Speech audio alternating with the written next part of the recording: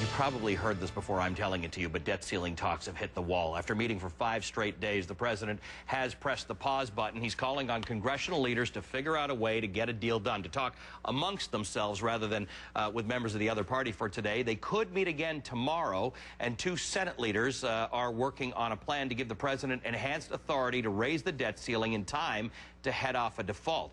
I'm joined this morning by former Minnesota governor and current Republican presidential candidate Tim Pawlenty. Governor, good to see you. Thank you for being here. Good to be with you. What do you make of this mess in Washington? I mean, like I'm going to get tweets by saying, why are you calling it a mess? It's a mess. Well, you're mixing your metaphors. You said the ceiling talks have hit the wall. So which That's is right. it? That's true. Well, it is a mess, but it's got to be fixed. And Right. the problem is, if they just put a Band-Aid over a broken bone, that's not going to solve the problem. So I really hope that they'll use this moment. I wish they wouldn't raise the debt ceiling, but obviously they're moving in that direction. And so they should fix the problem really and not just kick the can down the road. When you say you wish they wouldn't raise the debt ceiling, look, you've been a chief executive. You kind of understand. Ben Bernanke said it. Economists have said it. Everybody has said this is too dangerous to not raise the debt ceiling. They've already broken through it. And risk. They have. You're right. They have already broken through it. That's what, the reporting here is getting missed a little bit. Well, let's be clear on that. Yeah. You make a good point. We broke through the debt ceiling in May. That's right. The Treasury Secretary has said he can juggle things around until August 2nd, and then we really miss some payments. And Ben Bernanke said yesterday it would be calamitous to do so.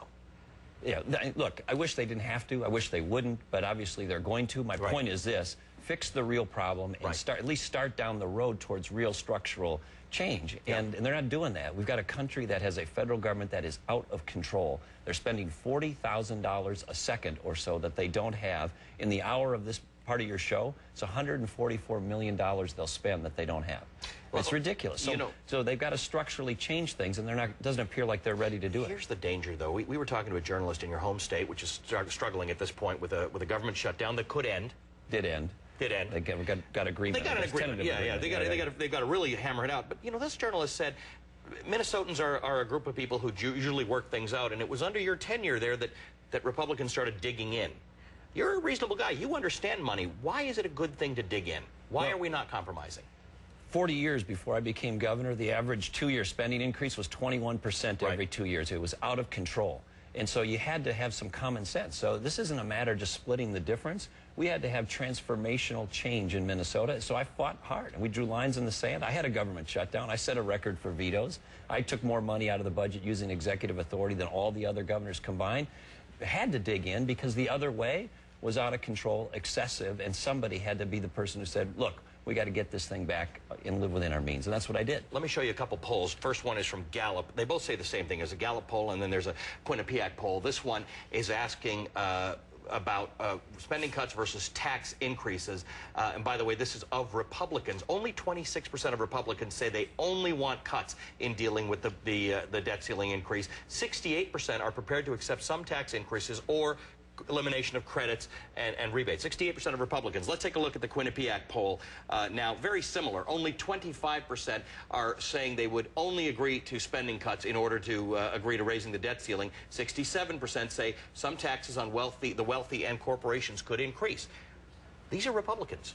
Yeah, but part of leadership is you got to educate and you got to do things that you know are right. And the polls, if you're going to govern by the polls, then you could just have a computer program that tells you what the outcome is. You got to look at how we got into this mess. We didn't get into this mess because we're undertaxed and government revenues didn't keep up with the private economy. We got into this mess because politicians took government spending and grew it at 3, 4, 5 times or a multiple of the rate of growth of the private economy. So you can't just say, here's where we are in this moment, let's split the difference and call it good. You got to look at how did we get here, and we got here by out-of-control spending that needs to be brought under control. And that's what I did in Minnesota. I know you just said you can't govern by polls. I do want to ask you about some latest polling that shows... Like I said, you can't govern by polls. That's right. No, I know. It's also a Quinnipiac poll. You're struggling.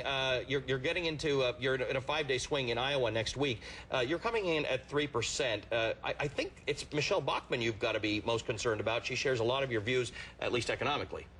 Well, the polls bounce around a little bit. Sure. But the Des Moines Register poll, which is a credible poll in Iowa, had us like in 6th or 7th place. Right. Now this preseason's over. We got to start showing progress, and I'm confident that we will when my message of cutting taxes, reducing spending, doing health care reform the right way, no mandates, no takeovers, public employee pension and compensation reform. When my record of results gets out in Minnesota, we're going to do better, and you'll see that in the poll numbers. But the point is, I'm actually the one person in the race who's actually done all of these things.